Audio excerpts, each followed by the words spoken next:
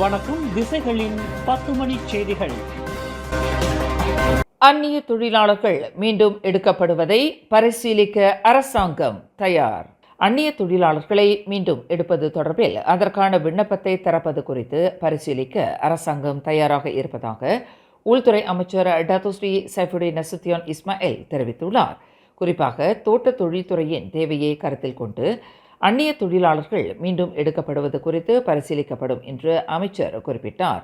அந்நிய தொழிலாளர்கள் எடுக்கப்படுவதை அரசாங்கம் கடந்த ஆண்டு முற்பகுதியிலிருந்து முடக்கியது. எனினும் தோட்ட தொழில்துறையில் நிலவி வரும் தொழிலாளர் பற்றாக்குறையை நிறைவு செய்யுமாறு தோட்டம் மற்றும் மூலப்பொருள் அமைச்சிடமிருந்து கோரிக்கை வந்த வண்ணம் உள்ளன. இந்நிலையில் அந்நிய தொழிலாளர்கள் எடுக்கப்படுவதற்கு மீண்டும் அனுமதிப்பது குறித்து பரிசீலிக்க அரசாங்கம் தயாராக இருப்பதாக சைஃபுடின் குறிப்பிட்டார். 2025 ஆண்டின் ஆசியான் தலைவர் என்ற முறையில் மலேசியா ஆசியானின் நெருக்கமான ஒருங்கிணைப்பை செயல்படுத்துவதற்கு உறுதி பூண்டிருப்பதாக பிரதமர் டத்தோஸ்ரீ அன்வார் இப்ராஹிம் தெரிவித்துள்ளார். இத்தகைய ஒருங்கிணைப்பின் வாயிலாக ஆசியான் பிராந்தியத்திலும் உலகின் பிற பகுதிகளிலும் வர்த்தகம், பொருளாதாரம் மற்றும் எரிசக்தி முதலிய துறைகளுக்கான ஒருங்கிணைப்பு வலுப்படுத்தப்படும் என்று பிரதமர் குறிப்பிட்டார். ஜொஹோர் சிங்கப்பூர் சிறப்பு பொருளாதார மண்டலம் இதற்கு சிறந்த உதாரணமாகும் என்று பிரதமர் சுட்டிக்காட்டினார்.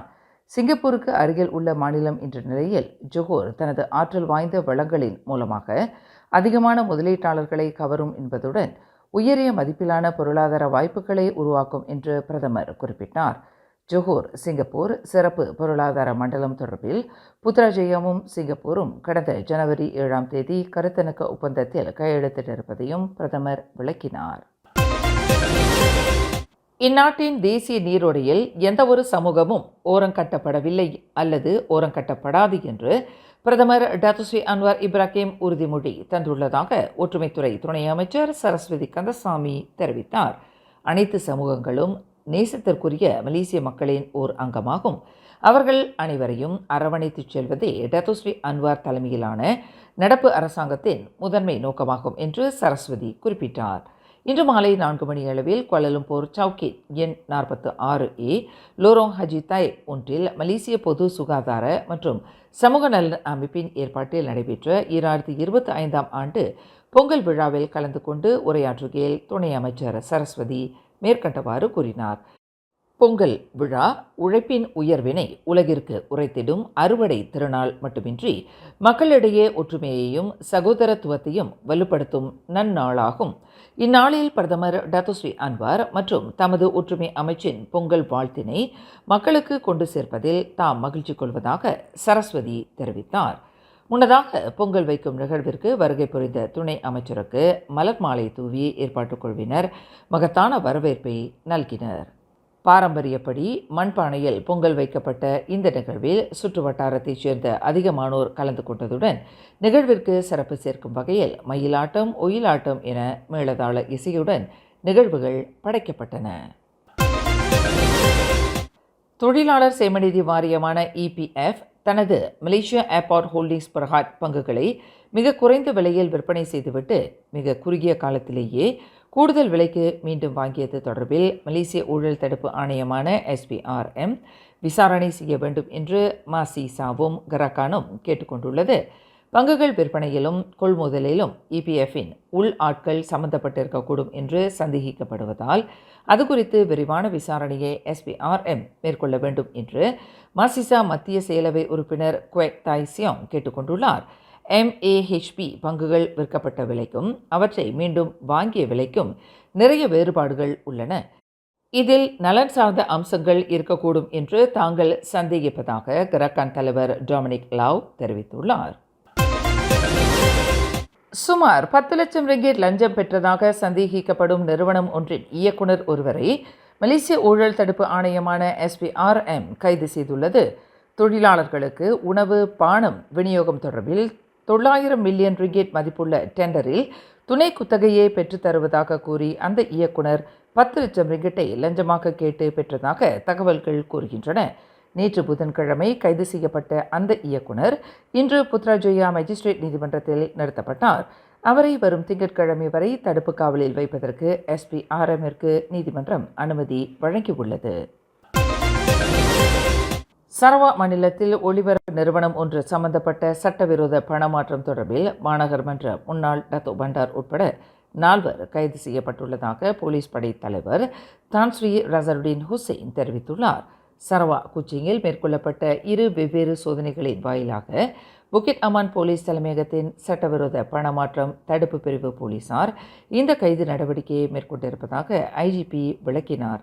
இதில் 53 மற்றும் 62 வயதுடைய 2 பெண்களும் கைது செய்யப்பட்டுள்ளனர். நிறுவனம் ஒன்றுக்கு சொந்தமான 32 கோப்புகள் பறிமுதல் செய்யப்பட்டுள்ளதாக ரசருடீன் குறிப்பிட்டார். தமது மகன் முகமது நூராஷ்மானின் திருமண விழாவில் கலந்து கொள்ள முடியாத நிலையில் தற்போது பிறந்துள்ள பேரக்குழந்தையையும் அருகில் இருந்து கொஞ்சி மகிழ முடியாமல் போனது தம்மை கவலையில் ஆழ்த்தியுள்ளதாக முன்னாள் பிரதமர் டத்துஸ்ரீ நஜீப் துன் ரசாக் வேதனை தெரிவித்துள்ளார். எனினும் தமது குடும்பத்தில் புதிய உறுப்பினரின் வரவு தம்மை மனம் நெகிழச் செய்துள்ளது என்பதுடன் தமக்கு ஏற்பட்டுள்ள சோதனையை தாங்கிக் கொள்வதற்கு மனவலிமை இருப்பதாக நஜீப் தெரிவித்துள்ளார்.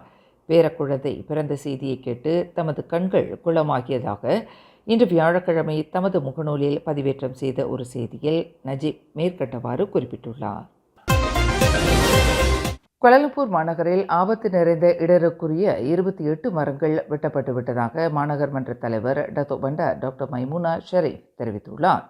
கடந்த ஆண்டு ஜூன் மாதம் முதல் செப்டம்பர் மாதம் வரையில் பல்வேறு பகுதிகளில் இந்த மரங்கள் வெட்டப்பட்டுள்ளன. எனினும் ஆபத்தை விளைவிக்கும் தன்மையில் உள்ள மரங்கள் தொடர்ந்து அடையாளம் காணப்படும் என்று அவர் குறிப்பிட்டார். இன்று காலையில் கோலாலம்பூர் புடுராயா அருகில் ஜலான் புடுவில் ஸ்விஸ் கார்டன் ஹோட்டல் முன்புறம் மரம் ஒன்று வேரோடு பெயர்த்து கொண்டு கார் மீது விழுந்ததில் 38 வயது மாதுவும் இளம்பெண் ஒருவரும் காயம் அடைந்தது தொடர்பில் கருத்துரைக்கையில் டத்தோ பண்டார் மேற்கண்டவாறு கூறினார். கோலாலம்பூர் ஸ்ரம்பா நெடுஞ்சாலையில் இன்று காலையில் விபத்தில் சிக்கிய மோட்டார் சைக்கிள் ஓட்டி ஒருவருக்கு அவ்வழியை கடந்த போலீஸ் படை தலைவர் தான் ஸ்ரீ ரசருடீன் ஹுசைன் உதவி நல்கினார். மாதாந்திர பேரணியில் கலந்து கொள்வதற்காக தமது வீட்டிலிருந்து புக்கிட் அமானை நோக்கி ஐஜிபி சென்று கொண்டிருந்த போது காலை 7:37 மணியளவில் இந்த விபத்து நிகழ்ந்தது. ரசருடனை ஏற்றி வந்த வாகனம் விபத்து நடந்த இடத்திலிருந்து சில மீட்டர் தூரத்தில் நின்று கொண்டிருந்த நிலையில் ஐஜிபி தனது வாகனத்தை விட்டு இறங்கி சக போலீஸ்காரர்களின் உதவியுடன் காயமுற்ற மோட்டார் சைக்கிள் ஓட்டுக்கு உதவினார். விபத்தினால் வாகன போக்குவரத்து ஸ்தம்பித்த நிலையில் அதனை முறைப்படுத்துவதிலும் ஐஜிபி உதவிக்கரம் நீட்டியதை அந்த நெடுச்சாலையில் பொருத்தப்பட்டிருந்த ரகசிய கேமராவின் மூலம் தெரிய வந்துள்ளது. ஜோஹோர் அயர்ஹிதா முதல் குலுவாங் ஸ்ரீலாலாங் வரையில் விவசாயிகளின் விளைச்சல் நிலங்களை சேதப்படுத்தி வந்த ஆண் யானை ஒன்று வெற்றிகரமாக பிடிக்கப்பட்டது. ஜோஹோர் மாநில வனவிலங்கு தேசிய பூங்கா துறையான பர்ஹிலிதான் உதவியுடன் அந்த ராட்சச யானை பிடிக்கப்பட்டதாக மாநில ஆட்சிக்குழு உறுப்பினர் லியாங் தியான் சூன் தெரிவித்தார். கடந்த ஒரு வார காலமாக அந்த ஆண் யானையின் நடமாட்டத்தை தீவிரமாக கண்காணித்து வந்த பர்ஹிலிதான் யானை பாகன்கள் நேற்று முன்தினம் காலை 11:15 மணியளவில் குடியானவர் ஒருவரின் விளைச்சல் நிலத்தில் அந்த யானையை வளைத்து பிடித்ததாக அவர் குறிப்பிட்டார். கொலத்ரங்கானுவில் ஆடம்பர அடுக்குமாடி வீடமைப்பு பகுதியில் 17வது மாடியிலிருந்து கீழே விழுந்து 11 வயதுடைய இளைஞர் உயிரிழந்தார். இன்று மதியம் நிகழ்ந்த இச்சம்பவத்தில் 17 வயது இளைஞர் மரணமுற்றதாக போலீசார் அடையாளம் கூறினர். அந்த ஆடவர் 14வது மாடியிலிருந்து குதிக்கும் தோரணையில் சந்தேகத்திற்கு இடமாக நின்று கொண்டிருந்ததை தாம் கண்டதாக அந்த வீடமைப்பு பகுதியில் துப்புரவு பணியில் ஈடுபட்டிருந்த தொழிலாளர் ஒருவர் தெரிவித்தார்.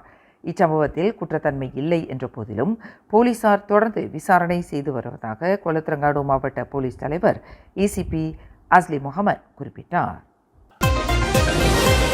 கடந்த ஆண்டு நோன்பு பெருநாளின் போது சிறப்பு தொழுகையை நிறைவேற்றுவதற்கு சென்று கொண்டிருந்த 3 பாகிஸ்தான் ஆடவர்களை காரினால் மோதி மரணம் விளைவித்ததாக உணவக உதவியாளர் ஒருவர் தலோ இந்தான் மேஜிஸ்ட்ரேட் நீதிமன்றத்தில் இன்று குற்றம் சாட்டப்பட்டார்.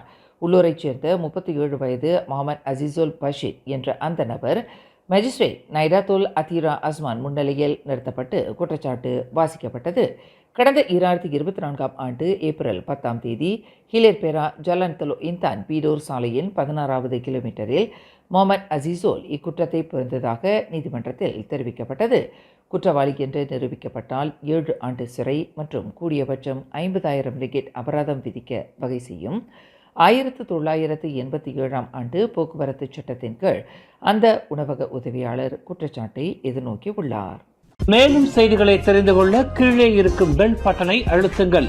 உங்கள் மகிழ்ச்சியை வெளிப்படுத்த லைக் மற்றும் ஷேர் செய்யுங்கள். தொடர்ந்து திசைகளோடு இணைந்திருக்க சப்ஸ்கிரைப் செய்யுங்கள்.